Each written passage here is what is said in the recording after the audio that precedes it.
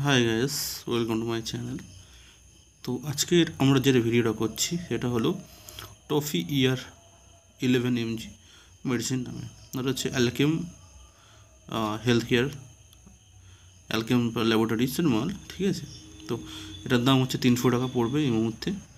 তো এটা মেনলি কাজ হচ্ছে কি, যাদের অ্যাডাল রিমোটেড আর্থারাইটিস মানে বাঁধ আছে অ্যাডাল, তো বিভিন্ন রকম ওষুধ আছে, যেমন হাইড্রোক্সিক্লোরোকুইন, সাজো।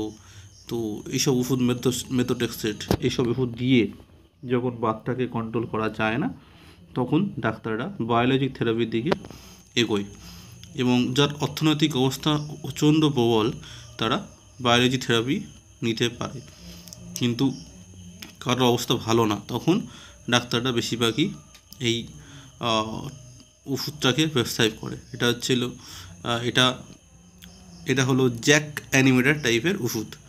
তো এটা হচ্ছে গিয়ে খুবই ভালো ওষুধ রিউমাটয়েড আর্থারাইটিসকে কন্ট্রোল করার জন্য।